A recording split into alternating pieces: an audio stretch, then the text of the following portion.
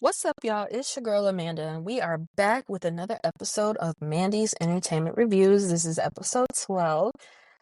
What we are reviewing is the Lou Pearlman Story, which is also called the Boy Band Con. And it was on a YouTube Originals. I think this was back in the day where if you paid additional for YouTube music or something, you also get access to this. But they ended up switching it to make it free for everybody to watch, so I ended up watching it there. It was released back in 2020, so during the pandemic. I did watch this documentary before, but again, like when you're watching TV at home, it could be background noise or you're just playing it while you're on your phone scrolling. So the thoughts on this documentary, I about a couple days ago, I bought Tyler Gray's book, the hit charade. It was basically written in 2008. So Lou Pearlman was alive, but he was in jail, and a lot of the wording and some of the things they talked about, it just seemed a lot more dated. Whereas with this documentary, it was made in 2020, 5 years ago, was not that long ago, where against it's 15 years ago, no, 17 years ago. So long ago, the world was different. I did like it more than the book, because it tells the full story, which, from Lou's birth to the time he died. And the book didn't talk about when he died because he wasn't dead yet. And in 2008, that's what the book was written. And the documentary did go all the way to the 2010s with phone conversations and stuff before he passed away. So as you guys know, I do KWL, and if you failed first grade, and that's a shame, KWL means know, want to know, and learned. As always, I always start with know. I know that Lou was born in New York. He was from Brooklyn, the projects in Brooklyn. He was the cousin to Art Garfunkel. If you're into like folk music and you like to watch old concerts on PBS, then you would know who Art Garfunkel is. He started in the aviation business, not process.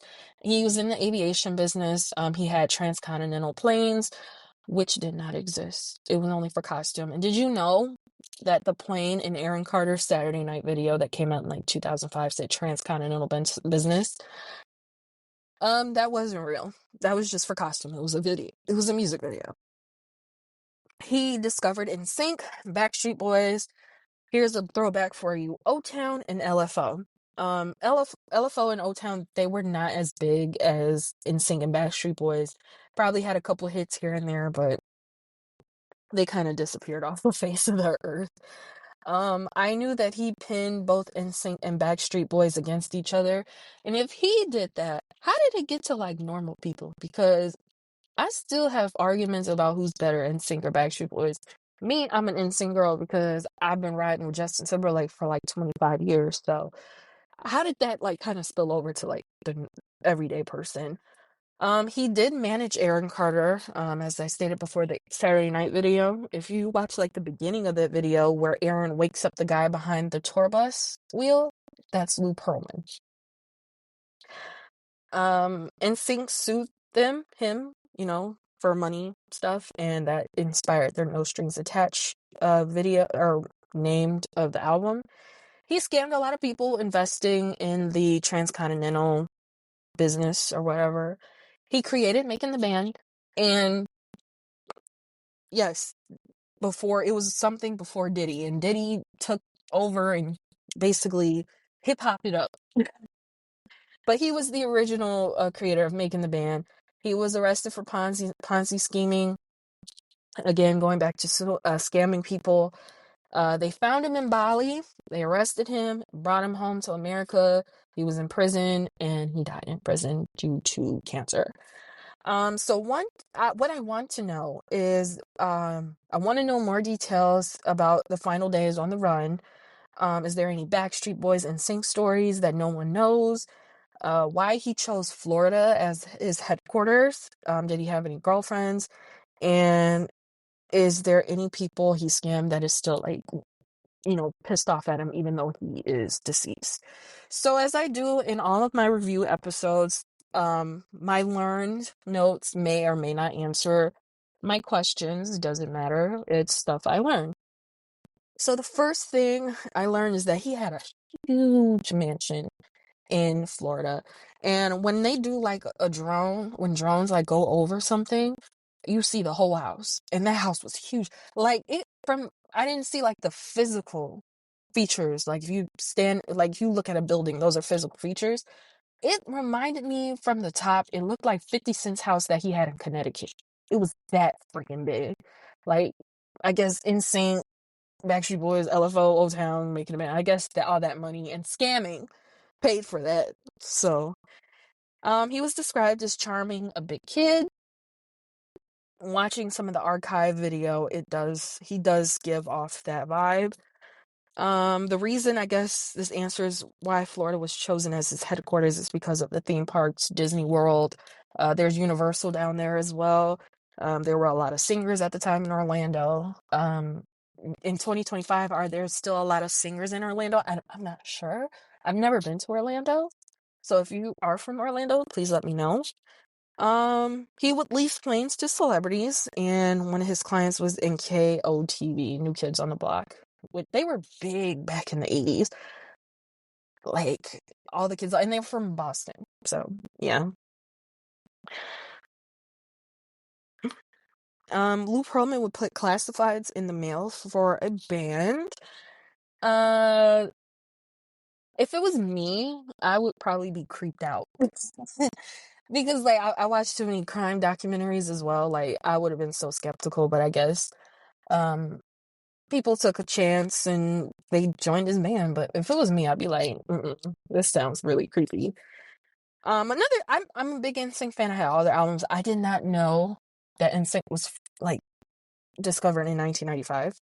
I always thought it was 97 because, the first album is tearing up my heart. That came out in 97, but they are actually discovered in 95. And, record label employees, they did not know NSYNC existed because of the whole pinning them, Backstreet Boys and NSYNC against each other. And you know what's crazy, y'all? You know what's real crazy? NSYNC members are the very best friends of Backstreet Boy members. I saw a video of Nick, Joey, Lance, and AJ doing the bye bye bye dance. They were all at Lance's house. And I'm like, what?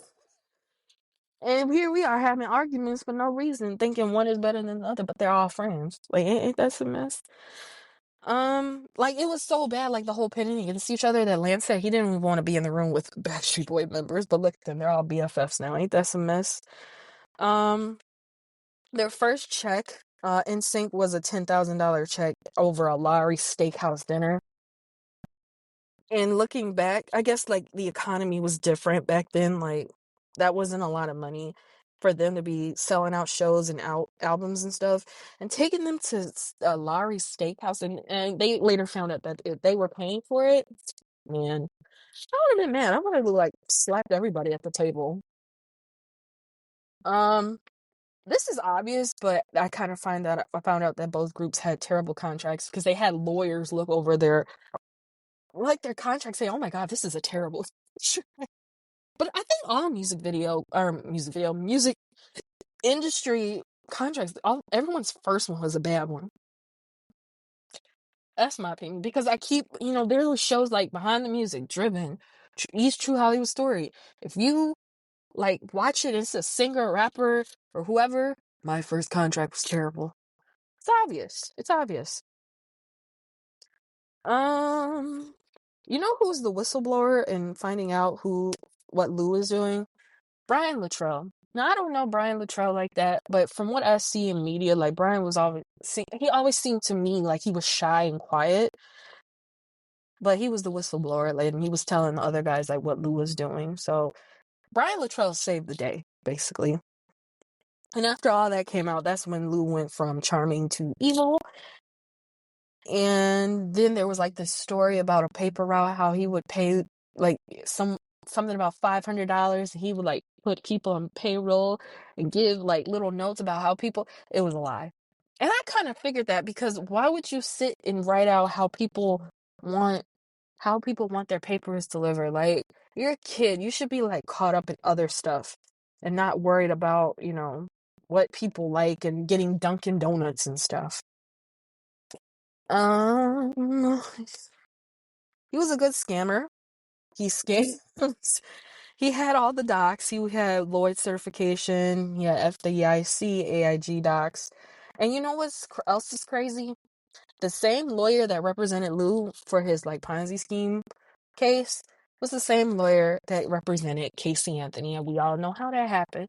So Lou probably looked at the case and was like, "Oh, he got her off. He gonna get me off." Wrong, wrong. NSYNC was actually signed to a German label. I always thought Zomba was an American label, but they're a German label apparently. Um, the judge in the NSYNC case where they sued Lou to, get their name and everything for and No Strings Attached was born. They sided with NSYNC because their daughter was a fan. If the judge was my parent and you come home and you had did something to NSYNC, I would have been mad too if I loved them the way the daughter loved them. Like, why would you do that? I would have yelled at my parent basically. Like, why would you do that? Blah, blah, blah. Like, no. But the judge knew, like, oh, my daughter loves them, so I can't.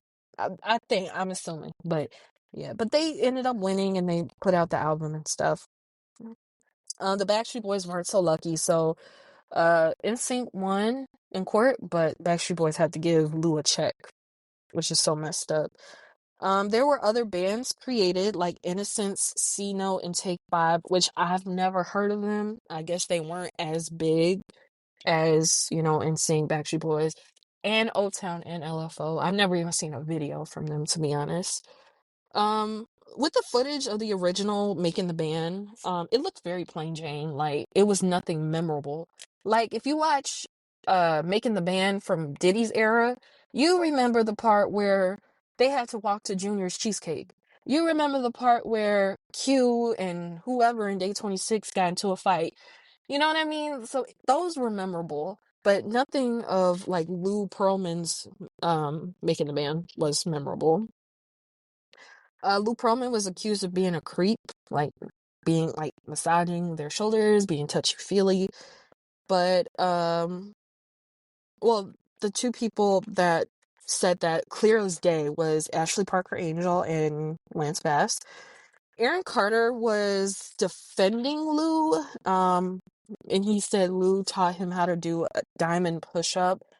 I have a hard time believing that because Lou was on the huskier side and he looked like he didn't do push-ups. So I love Aaron Carter down. May he rest in peace, but I just had a hard time believing that. Also one of the singers of Innocence, I think her name is Nikki DeRoche. She said she was being recorded in a tanning bed. Like, how can you put a camera in a tanning bed as hot as they get? So he was kind of, he probably installed cameras in him, but that's still weird. Because he had cameras in his house everywhere, and his control room for all the cameras was in his bedroom. Very weird. And then when they left the house, Lou made him kind of sign a confidentiality agreement, but Nikki was like, I'm not signing that. Very sick. Very weird. Okay. Lou purchased an online talent agency that was under investigation. Dumbest purchase you can ever do, because not only are they investigating and watching the activity from the previous owner, they are also watching you. So I guess that kind of was what set him up as well to be arrested. FBI would interrupt Lou's meetings for investigation. What did you expect? Lou actually ended up escaping when Transcontinental actually got raided, digging yourself in a bigger hole. This one tripped me out too. Artists flew commercial and never transcontinental. Oh, that could have been a warning right there. Maybe it just didn't fly over their heads, But yeah, why would you be flying Southwest if there's a whole plane that your manager, quote unquote, has? Oh, that really, looking back at it now, and I don't even have a manager or anything, but yeah, that does not make sense. 2,100 people were investors, and in Ponzi scheme terms, they were scammed. and $500 million Lou scam from these people. So yes, that is one of the biggest Ponzi schemes in history. I do give this documentary 5 out of 5. I loved hearing the music that they used because it was from the artists O-Town and Sing Backstreet Boys. They did use Innocence and Take Five, but I just didn't know those songs. The TRL footage. Let me tell you, I loved TRL growing up from 1999 to like 2003. That was like the heyday of TRL, where I would come home every day after school and turn on TRL, and then after TRL would be I want to say Direct Effect with Lala and DJ Clue, and then they canceled Direct Effect, and then it all went to hell when Teen Mom came on TV, and that was when I was like 12. And there was no Direct Effect, no TRL, but then they brought TRL back like for a short minute with like DC Young Fly and stuff, but it wasn't like the original that a lot of us grew up watching, so they canceled it. I liked seeing JC Chasez, who's my second favorite NSYNC member, because he's so cute too. But yeah, so we saw him, and then the mothers of NSYNC. We saw Justin Timberlake's mom, we saw Lance Bass's mom. Just I didn't know like the mothers of NSYNC was that involved, so it was good seeing them. Um, I dislike seeing the heartbreak and the hardships that people went through of being scammed by Lou Pearlman. Who wants to see that, honestly? But I just hated that they had to go on camera and tell their story. So, I did enjoy the documentary. Again, it is on YouTube Originals. It is free for everyone to watch. And thank y'all for listening to the podcast. There is more episodes coming. I just love doing this for you guys. So I'll talk to you later. Peace.